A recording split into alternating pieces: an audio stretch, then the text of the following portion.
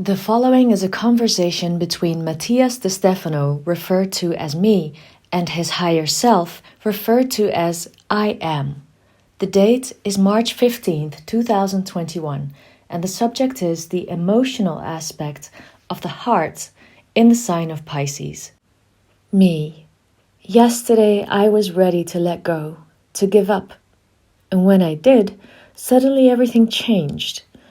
What he had scheduled for the second half of this year suddenly lost its meaning. By letting go, several of the plans I had from August onwards also fell. The planetary situation of this year, just like the previous year, has led the whole world to be irregular, difficult to manage, with surprises, blockages. It is impossible to plan something in the long term because everything is changing, and at the same time it seems more static than ever. I remember how since 2015 I've been receiving messages about what I had to do this past year in 2020. Everything led me to think that it was the year in which everything would culminate, my mission. But no, at the end it was all the other way around. I started with the planetary Kundalini in 2017.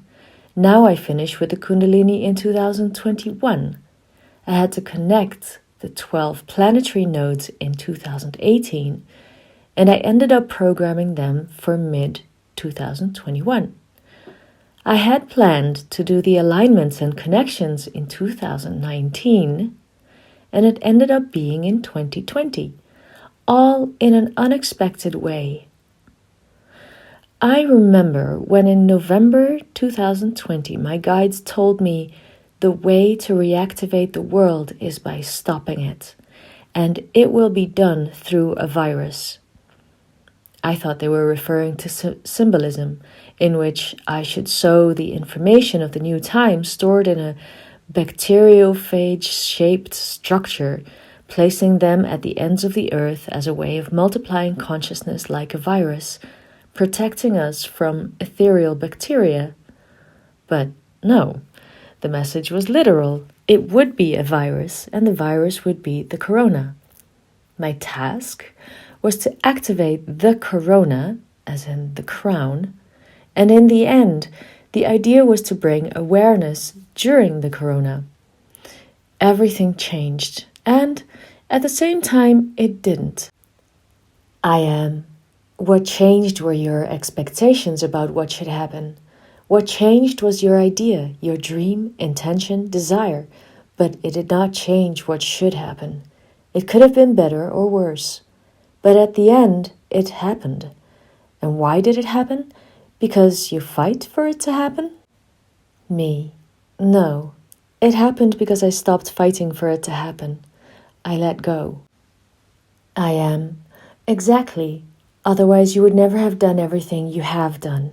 Thousands of people would have lost the opportunity to connect with you every day, to do their inner work. It would have been just a trip, a good anecdote without the internal transformation of thousands. Only yours. The objective was the network, and what you're doing is a legacy to the consciousness network.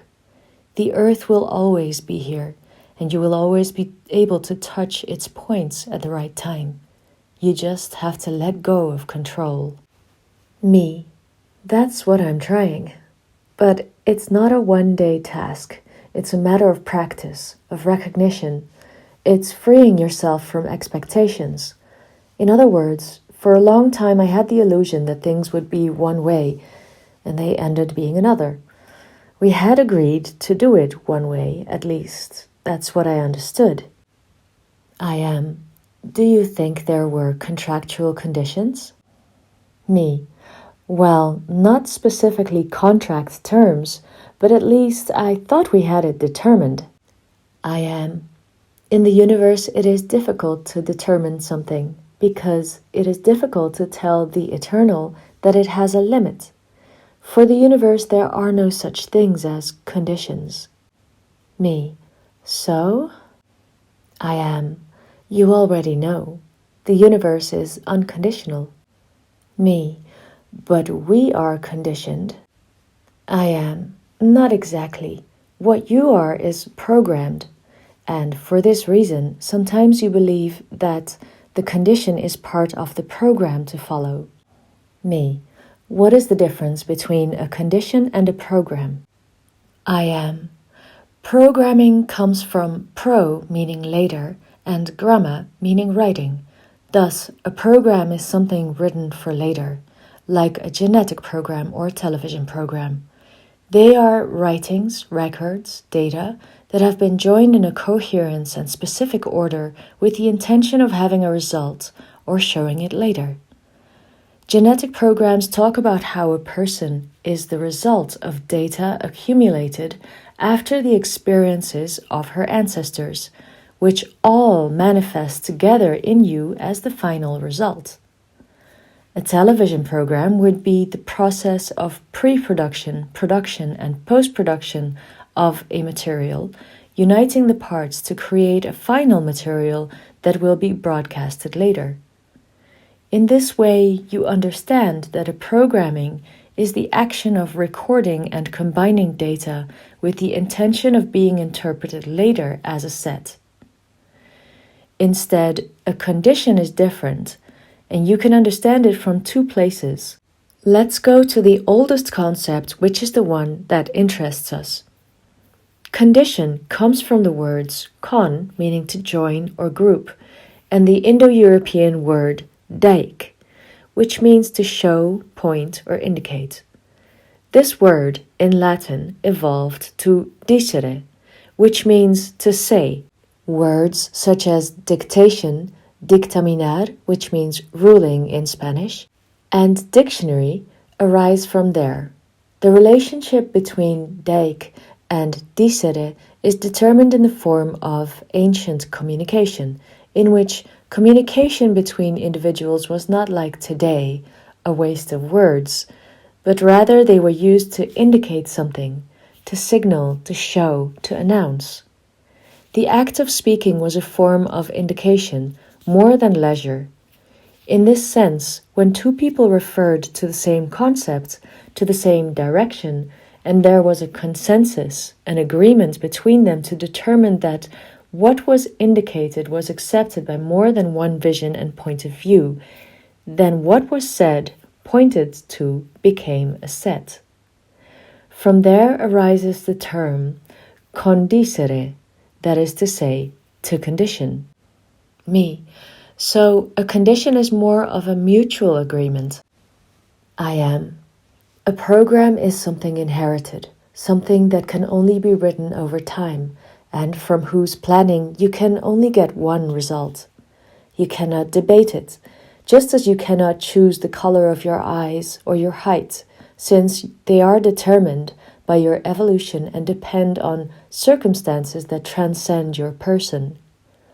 On the other hand, a condition is debated, agreed upon.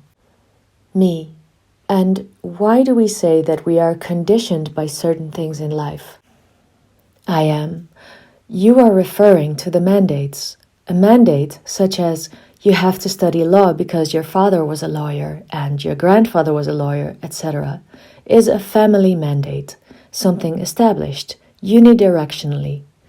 The body is used to receiving orders because this is how the pack survives. For this reason, humans, no matter how much damage the family causes them, tend to comply with the family's mandates, to be accepted, because something deep inside says that without the clan, you can starve lonely in the middle of the desert. A mandate comes from the word manus, meaning hand, and datus, meaning to give, referring to something that is given on the hand, a commission to be taken to another place. Thus, the request to take something to the next position or generation was incorporated, something that needs to be delivered in a new time. The condition speaks of the decision to accept such an imposed mandate. It speaks of the acceptance of what is received. Imagine then that there is a program in the form of a scroll, which is handed down generation after generation in the form of a mandate. And it becomes a condition when you extend your hand to receive what the other is giving you. Me. Of course, it is my own choice that conditions me, not the external world nor the family. In reality, what conditions me is what I accept from the world. I am the only one who chose to live all that in the way I lived it. I am. Now you get it. You have lovingly received a mandate, the mandate of a program. The program is the reconnection of the network. The mandate came from beings from other dimensions and from the past. But you conditioned your actions in the way of doing it, stubbornly seeking to fulfill it as per your expectations. You created the mandate in a condition, and this condition in a weight, your own trap. Therefore, to free yourself from these conditions, you have to surrender to the utopian expectation of how things should be. Me. What a slap on the back of the neck you just gave me. I am. A good smack in time fixes many minds, they used to say. Me. Well, it's an apology for violence. I am. It's not if you hit yourself. It is your own wake-up call. Me. This implies then that the attribute to awaken here is unconditionality. And what would it be? How to apply it? I am. Unconditionality is the liberation from all those conditions that you have imposed on yourself, which you did not have the will to feed. The human condition, for example, the fact of identifying yourself as human, limits you to understand yourself as part of the whole, thus accepting the animal, vegetable, mineral, spiritual conditions. The conditions are the programs delivered as mandates that we take as own, clinging to those ideas as unique, as if they make us what we are. Unconditionality speaks of the ability to pass the baton, to not cling to any program, to understand that they are simply experiences, that everything passes, that each one adds a part to the book of life, but it does not belong to me, because they are just experiences, a story, a history that I can pass on to others. And this helps you to see that everything that each one of your ancestors or contemporaries has lived or is living is perfect for each one of them. It is according to their own conditions, to their own life choices, and accepting their choices, their conditioning, is that you accept yours, and at the same time you free yourself, because you realize that each one lives the life that they are capable of living, or that they have agreed to experience, neither more nor less. Me. Even the war? I am. That's right. Because you can always look for ways to get out of it. Staying in a war is nothing more than the idea of being clinging to a place. Defending a territory is nothing more than an idea of attachment to what I consider my own, even though nothing really belongs to me. Each one is conditioned by their own choices, not by mandates. For I can choose to drop the scroll to the ground and be free. Me.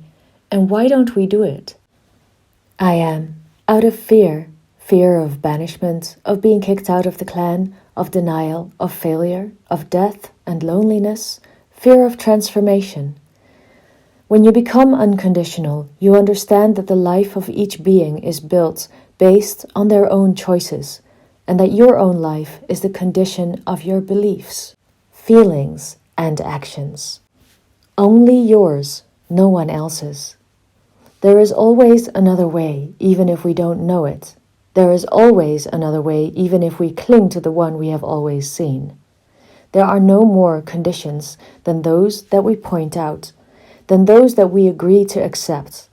That is why you have conditioned yourself in this mission, because it has been your choice, and your expectations have conditioned you to find a way to achieve it, when there should be thousands.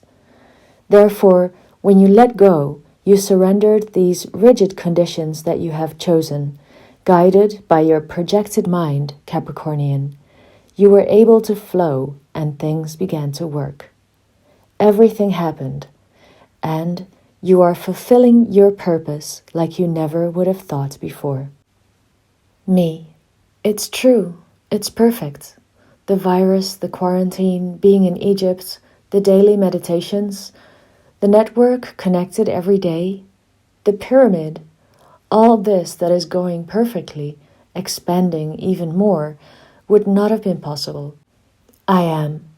Unconditionality. Drop expectations. Free yourself from your conditioned choices. Me. Why do you hear so much unconditional love on the spiritual path, but not other emotions? I am. Because amor, love, is that which never dies. Amor, from the Latin without death. It is the generating energy, eternal motor.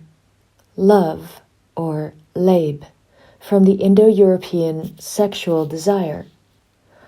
Love is synonymous with eternity, with something constant, and unconditionality speaks of the freedom that this eternity produces, in which nothingness never chooses. It does not set itself conditions. It is open to living everything. Unconditional love is the aspect of the being that remembers that each living being makes its own choices, lives its own experiences, and all of them are perfect, since we cannot judge them with the eyes of human morality, which has limits. A limitless and divine mind sees the wonder and beauty even in the darkest, recognizing that it is part of its experimentation. Unconditionality is the ability to not put intention, choice, determination on the things we see, feel, believe, or receive from the world. Me. In other words, being unconditional is precisely respecting all choices, that is, accepting the conditions of others and one's own as forms of experience, understanding that everyone has their times, their rhythms, their processes, and understanding that we cannot force things to be as one wants or expects them to be, but rather it is necessary to understand each one as unique and respect them as such, with its successes and its mistakes. But I understand here that it is not about love, about loving as we usually believe, that is, confusing love with liking, but that it is precisely about freedom, not affection. I am. That's right. Unconditionality is not related to the warm love of a couple or parents. It is not about caresses and smiles, but about freedom. Freedom in the choice and respect in them. Choices that do not interfere with the choices of others. Unconditionality is the quality of respect and acceptance of the processes of each being. Me. I become unconditional when looking at the world. I love it for what it is and not for what I expect it to be. I am. Because the world is a constant of choices, thousands of programs that we write through the conditions that we manifest in our existence. Your condition is your choice. Your choice is your freedom. Freedom is love, and love is eternal. Me. And the eternal never chooses. It simply is. I am. Expand your horizons towards the eternal, enveloping each being in an unconditional embrace, respecting each choice in their lives, and you will understand the key to true love. Me. I am unconditional.